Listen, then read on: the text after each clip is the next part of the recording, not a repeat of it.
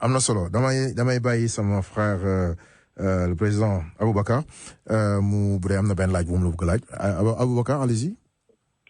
Oui, merci El Hadj di la jaajëfal di la remercier. Vraiment ci li ma opportunité bi nga ma jox. On est ensemble. ma poser question sur la diaspora. Parce que yow xam nga sama xol fi mu toll. xam nañ ko bu baax ci combattre la diaspora. xam nañ ko bu baax a baax. Surtout la mobilisation des compétences et des moyens financiers de la diaspora pour les mettre au service du développement pour le Sénégal. C'est important. Ouais. Donc, président Camara, qui fundraising bi passé à Dakar Arena le samedi 19 octobre, dañu dégg le président de Pastef Ousmane Sonko mu annoncé li ñu naan Patriot Bond pour remplacer ko ak Diaspora Bond. Patriot Bond. ñun fii dans la diaspora surtout américaine dañu xeex lu bari ci sunu implication sur les activités économiques ak aussi notre participation économique au Sénégal te ñun gisuñ ne Diaspora Bond boobu wala Patriot Bond boobu dina mën a suqali vraiment ñun ni ñu bëggee participer d'autant plus que gars yi bi ñu ñëwee fii lancé Diaspora Bond boobu vraiment jëlul envergure bi mu waroon a jël. Donc pour la question bi ma lay poser président Camara mooy yow yow nan nga gisee participation diaspora bi pour le développement du Sénégal. waaw et puis balaa mu koy tontu rek ma préciser pour ñi déglu lu taxoon ñu gën a am yaakaar am le président Boubacar Camara ci rajo Sun Afrique ci diaspora bi mooy comme ni mu ko waxee xam nañ maanaam jege bu mu jege le président et son premier ministre c'est important mu am lu bari loo xam ne tamit xam naa ne xam na ko ñu am ko ci moom yaakaar mu nekk comme mu mun a nekk suñu bridge maanaam nekk suñu baat ci diaspora bi en quelque sorte parce que dañoo soxla loolu c'est du fait boo xoolee parcours am ñu wax ko si dund mooy am na ci lu bari lu mu xam loo xam ne nii tey yàlla daf loolu ñoom ñi nga xam ne ñoom la fi yàlla teg xëy na amuñu loolu wala xamuñu loolu moom ci mbaaxam mu pare ñoo ànd ak ñoom ci loolu et ça c'est important moo tax lii nga xam ne nii tey danañ ko laaj du rek dañ koy laaj bàyyi mais dafay ànd ak suivi mooy li nga ko laaj nii parce que c'est très très important président bismillah. waaw dafa mel ni yéen bii daal mooy seen laaju dama ko fanaanal. voilà waaw am na solo. dañoo sonn nag ndax président yi ñëw yëpp gouvernement yi ñëw yëpp nga baal ma président gouvernement yi ñëw yëpp bu ñu soxlaa diaspora bi dañuy ñëw ñu jàppale leen bu ñu soxlaa suñu doole ñu jox leen bu ñu soxlaa suñu xaalis ñu jox leen bu ñu paree fàtte nañu c'est loolu dafa war a dakk allez-y président jégalu. waaw loolu moom du dakk na ba pare. merci parce que diggante diaspora bi ak état du Sénégal. oui. li nga xam ne moom moo fa nekkoon problème principal moom mooy kóolute bi. maanaam confiance. dafa amoon benn rupture de confiance boo xam ne bii li ko waral mooy lii nga wax nii. waaye régime bi fi nekk actuellement boo gisee liggéey bi mu liggéey ci diaspora bi ak taxawaay bi ñu ci taxawaay ak waa diaspora ni ñu ci dugalee seen loxo.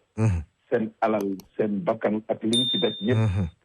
dañu war a sant yàlla xel yi war na dal ndax confiance boobu mën nañ ko yaakaar te ñun day gisuñu benn signe boo xam ne buñ ko gisoon tam dinañ ko wax mën na tax ñu bañ a wóolu régime bi régime président Bassirou Diomaye Faye ak premier ministre Ousmane Sonko ak ñun ñi ñëpp ànd ak ñoom pour mu am problème mu confiance ak diaspora. léegi nag naka la ñu war a def quel que soit tur bi ñu ko tuddee. mais naka la ñu war a fexe ba alal ji bàyyeekoo ci doomu Sénégal yi daan seen doole bitim réew gën a am njëriñ d'abord ci tabax réew mi. waaye gën leen amal njëriñ ñoom seen bopp ñoom ñi nga xam ne ñoo koy fàggu loolu mooy wax. ndax alal jooju takku boo xam ne ci liñ ci xayma rek te ñu koy gis mën koo bind mën koo natt weesu na 1700 milliards par an. am na loo xam ne gisuñu ko dafay jaar ci circuit informel, am na yoo xam ne compensation privée la joxel ma fii ma joxel la faa. mu nekk alal ju bare joo xam ne dafay dugg Sénégal. mu am aussi épargne li nga xam ne da nga koy faggu boo defee say dépenses circuit yi muy jaar yi ciy des ci diaspora bi yëpp te mënoon a ñëw Sénégal ñëw fii ni mu war a ñëwee. conditions yi mooy confiance bi mais li ñu am tey mooy contexte bi dafa am état bu sérieux boo xam ne bii dafa jël transparence lépp loo xam ne luy leer la du am luubal du am du daal teg ko mu nekk principe de base. donc loolu bu amee rek conditions yi réunir na pour ñu tëgg benn schéma boo xam ne bii alal jooju dinañ ko gën a mën a utiliser. naka la ñuy def ba ñoŋal ko xaalis alal jooju ba nga xam ne dina mën a tontu ci préoccupation diaspora bi. yow boo nekkee bitim réew di liggéey di daan sa doole lan nga soxla li ngay gagné nga mun koo investir ba mun a dellu sa dëkk investissement de retour boobu nag ngay def ba jënd kër nag ngay def ba bu fekkee da nga am ay tool wala da nga am ay business yooyu def foofu mu mun la amal njëriñ te ñu gérer la ko gestion boo xam ne bii doo am problème. effectivement li ci ëpp ci jafe-jafe yi mooy da ngay dajale sa alal jox ko sa benn cousin bu sant Cissé ne ko tabaxal ma mu jël sa alal def ko lu ko neex wala mu def ko ni mu ko warul defee wala ñu gérer ko nga nekk distance loo xam ne bii doo ko mën a maîtriser. donc naka la ñu war a def ba am kuréel boo xam ne bii dina garantir investissement de retour ci transparence ak gestion bu am solo loolu nag société rek moo ko mën a indi ñu créer société boo xam ne bii képp ku bokk ci diaspora bi te wóolu système bi dañ ci jënd ay action ñun ci suñu téere bi ñu bind tuddee ko construire le Sénégal du futur maanaam tabax Sénégal lu ëllëg dañu ko tuddee diaspora SA mais comme ni ma la waxee tur bi amul solo beneen préoccupation bi mooy naka ngay def ba alal li ngay yóbbu Sénégal mu mun a jëriñ sa njaboot parce que dañuy compter ci yow waaye du njëriñu rek jox la nga lekk waaye mu mun leen fexe ba ñu am liggéey nga garantir leen liggéey ci alal ji ngay dugal ba pare nga mun a dugal sa xaalis placé ko mu mun a jur te boo ci soxlaa ñu lebal la ci lu takku lépp loo bëgg a def nga def ko bu dee da nga bëgg a def investissement donc loolu mooy préoccupation ki nekk bitim réew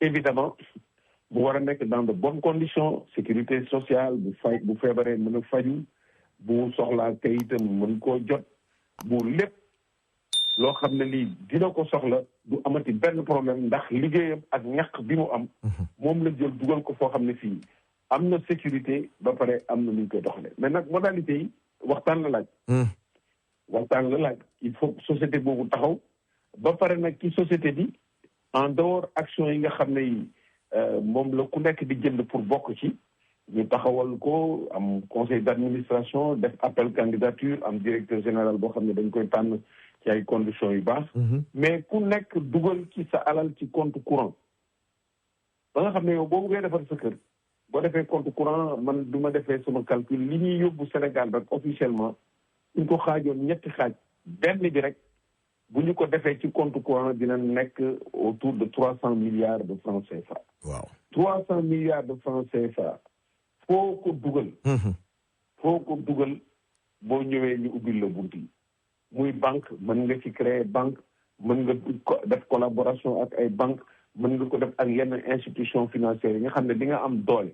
300 milliards yi du ne dañ ne bëri rek def dugal ko dañ koy def progressivement ak programme boo xam ne day am solo.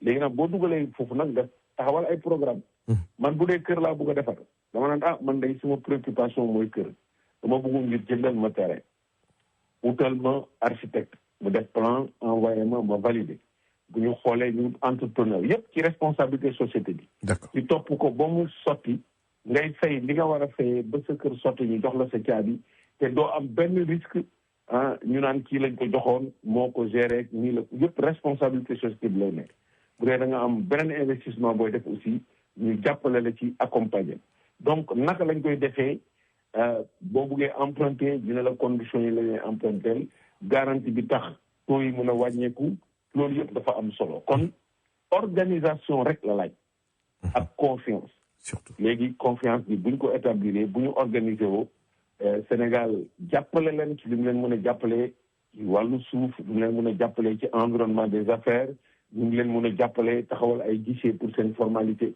yooyu yëpp dafa nekk yoo xam ne yi jafewul pour defar ko li ci ëppoon solo rek mooy confiance dama koy wax di ko waxaat loolu bu amee rek lépp dina jaar yoon kon ñun noonu la ñu gisee affaire diaspora naka la ñuy def ba seen alal gën leen mën a amal njëriñ gën a mën a amal njëriñ Sénégal naka lañ ci mën a duggee ci yenn projet yi naka la ñu mën a duggee ci yenn secteurs yi nga xam ne état bi jël na ko def ko priorité loolu dafa am solo et aujourd'hui ñor na xomm pour ñu jublu ci loolu laa ci bëggoon wax dans un premier temps di xaar seen laaj pour gën ci xuus waaw juste ci côté boobu ba léegi rek président yow ci sa xalaat boo gisee benn doomu sénégalais comme ni nga ko détaillé nii mu leer nañ ñu ngi ñaan yàlla loolu mun a nekk c'est bel et bien possible ak état bi nga xam ne moo nekk sur place parce que wax nga ko xam nañ fi ñu jaar ba yegg si fi ñu yegg si c'est xam nañ tamit responsabilité diaspora bi mais monsieur Camara boo gisee un sénégalais bu jógee ci diaspora bi jël décision jël des centaines de millions ou bien des 50 disons une cinquantaine de millions bu ko ñëw investir Sénégal ci ni nga xamee Sénégalu démb ba bi nga xam ne moom ngeen doon xeex ñun ñëpp ñu xeex ko ba li xew-xew bëri na ci ñoo xam ne nii non seulement la ñu yóbbu dafa des ñu obligé ñibbisi ci anam yu rafetul maanaam am na ci ñoo xam ne nii anecdote boo xam ne ku ma xam la il a juré de ne plus retourner au Sénégal man na ko jaru ko fi saaway donc lu mel noonu parce que tamit on parle de l'homme politique Aboubacar mu ngi koy wax léegi yàlla moo def li ko neex waaye tey mënoon nga nekk ki nga xam ne mooy doon président wu Sénégal lan ngay wax ci lu mel noonu c'est bëri na ay cas yu mel noonu des sénégalais yoo xam ne dañuy ñëw am na sax ñoom dañuy doon pare pour ñibbi mais dañuy retourner waat et xalaatuñu waat delluwaat Sénégal xëy na léegi ak le nouveau régime am na ñuy seen changer d'avis pour peut-être ñëwaat lu mel noonu boo ñu ko mën a tënk rek lan ngay wax ci loolu.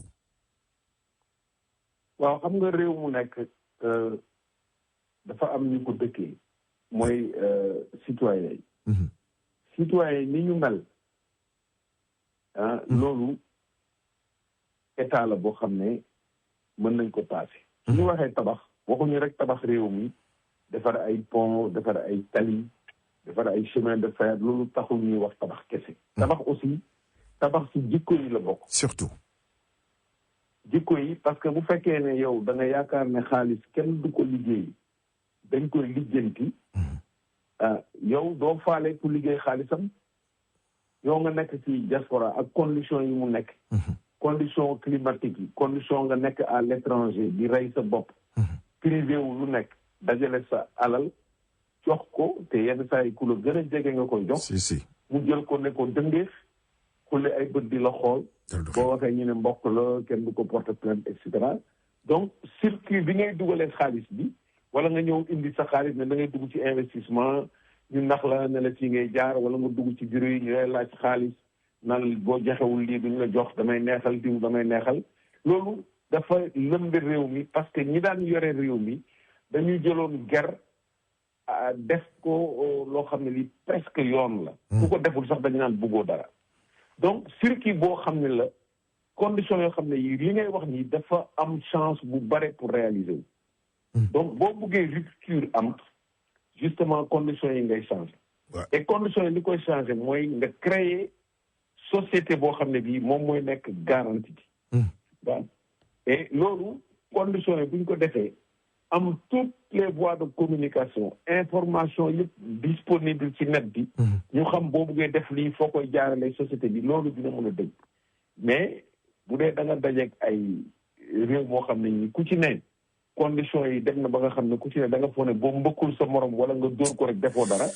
évidemment loolu dafay possible. dëgg la mais ñi koy changer mooy d'abord yéen d'abord ci seen wàllu organisation da ngeen war a fexe ba nekk benn am lu leen dajale ci ay charte yu leer man li ma gis moom mooy société boobu dina ko mën a permettre fonction yi bind ko mu leer nañ. D'accord. mais loolu bu amul évidemment cas isolé yi ngay gis dafay bari parce que boo wéetee dañ lay noggatu. dëgg la.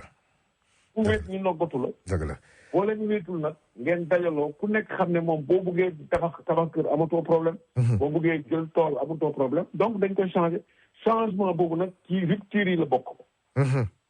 kenn warul décourager te buñ ko deful it lii day gën a métti te yàq la. dëgg la. yàq weesuwul nga jël lu day ni 1700 milliards wala lu ko ëpp muy dugg ci réew te kenn mënu ko def ab say ba mu mun a amal njëriñ réew mi. y a problème. say la war a nekk bu dëgër waaye bu dee bant la par benn du am njëriñ.